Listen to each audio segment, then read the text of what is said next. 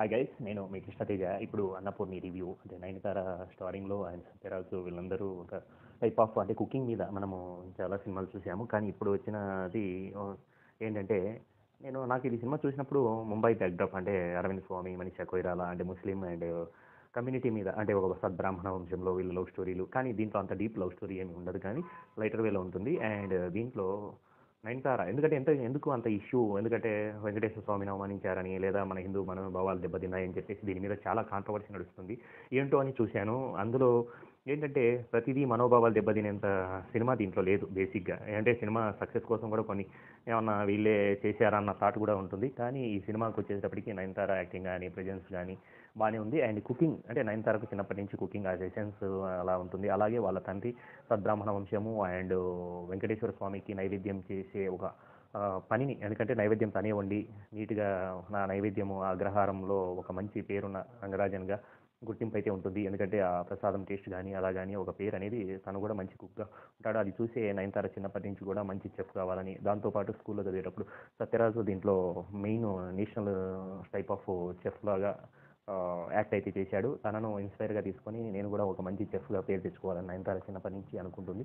కానీ తండ్రికి అది ఇష్టం ఉండదు. సబ్జెక్ట్లోకి వెళ్ళేటప్పటికి ఏమవుతుందంటే చెఫ్ అనేటప్పటికి అక్కడి వరకు ఉంటే పర్లేదు. అలాగే ఎంబీఏ చేసేటప్పుడు ఏమవుతుందంటే తను మామూలు ఎంబీఏ కోర్స్ తీసుకోమని అంటాడు. ఎందుకంటే బ్రాహ్మణ వంశము మనది, దాంతోపాటు నువ్వు అలాగే కుకింగ్ ఇలా మేనేజ్మెంట్ చేస్తే అక్కడ మాంసం తినాల్సి వస్తుంది, లేదా వండాల్సి వస్తుంది, ఆ టేస్ట్ చూడాల్సి వస్తుంది. ఇలాంటివన్నీ రిస్ట్రిక్షన్స్. ఎందుకంటే సద్బ్రాహ్మణ వంశంలో అందులోనూ ఆయన పాయింట్ ఆఫ్ వ్యూలో, ఒక తండ్రి పాయింట్ ఆఫ్ వ్యూలో తను అందులో, ఎందుకంటే తన జాబ్ కూడా కాదనుకొని దేవుడి సేవకు అంకితమై ప్రతి నైవేద్యం తనే స్వయంగా వండి దేవుడికి పెట్టే ఆచారాన్ని పాటిస్తూ ఉంటాడు. కాబట్టి అందులో తప్పేమనిపించలేదు.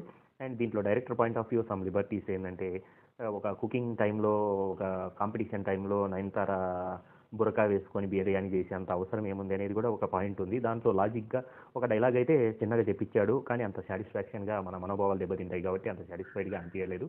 కానీ పర్ఫార్మెన్స్ వైజ్ కానీ ఇప్పుడున్న జనరేషన్ వైజ్, ఎందుకంటే హీరో ఉంటాడు, తనతో లవ్ అనేది తన హీరోను కూడా ముస్లిమ్స్ని పెట్టేసి ఎందుకంత టిపికల్గా వెళ్ళిపోయాడు అనేది ఈ సినిమాలో. ఎందుకంటే పర్టికులర్గా దీంట్లో లవ్ స్టోరీ ఇన్నర్గా నడుస్తూ ఉంటుంది. దాంతోపాటు మెయిన్ ప్రొఫెషన్ మీదనే తన కాన్సన్ట్రేషన్ ఏదైతే ఉందో ఆ వేలో నయనతార వెళ్తూ ఉంటుంది. అలాంటప్పుడు సత్యరాజు కొడుకు తనకు ఒక కాంపిటీషన్ అయ్యి తన ఎసెన్స్ ఏదైతే ఉందో అది పోగొట్టుకుంటుంది. దాన్ని మళ్ళీ ఎసెన్స్ లేకుండా స్మెల్తో గుర్తించి ఒక మంచి చెఫ్గా అయితే పేరు తెచ్చుకుంటుంది. అలాగే వాళ్ళ ఇంట్లో నుంచి బయటికి రావడము, ఈ ఎపిసోడ్స్ తన ఓన్గా పేరు తెచ్చుకొని మళ్ళీ అగ్రహారానికి వెళ్ళాలనుకోవడం, ఇవన్నీ కూడా మనకు లైటర్ వేలోనే ఉంటుంది. ఎందుకంటే మనకు చుట్టూ జరిగే ఒక టైప్ ఆఫ్ క్యారెక్టర్స్నే ప్రొజెక్ట్ చేసినట్టుగా ఉంటుంది ఈ సినిమా అంతా కూడా.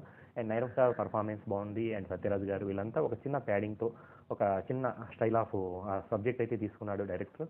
And good attempt. And movie కూడా అంతగా బ్యాడ్ ఏం లేదు. అందులో ఇప్పుడు జరుగుతున్న కాంట్రవర్సీలో అంతగా మనోభావాలు దెబ్బతినేంత సినిమా సీన్ అయితే ఈ సినిమాలో ఏం లేదు. ఎందుకంటే ఏదో ముస్లిం అయిపోయి వీరేదో చేశారు, అలా ఏదో దెబ్బతిన్నాయి అని మళ్ళీ దీంట్లో కన్విన్సింగ్గా నాంచారం ఈ ముస్లిం ఆమెనే కాబట్టి ఏం పర్లేదు, కమ్యూనిటీకి ప్రాబ్లం లేదన్నట్లు కూడా చెప్పుకుంటూ వచ్చాడు. డైరెక్టర్ ఏంటంటే 2 వర్షన్స్ ఆఫ్ వేరియేషన్స్. ఎందుకంటే దీంట్లో పాజిటివ్ నెగిటివ్ ఉన్న బ్యాచ్ ఎలాగ ఉన్నారో తను సబ్జెక్ట్ రాసుకునేటప్పుడు కూడా ఒక డైలాగ్ వర్షన్ కావచ్చు, ఇంకా మిగతావన్నీ కావచ్చు అలాగే రాసుకున్నాడు. ఎందుకంటే నచ్చే వాళ్ళకు నచ్చుతుంది, దానిలో కన్విన్సింగ్గా చెప్పడానికి కూడా చాలా విధాలుగా ట్రై చేశాడు.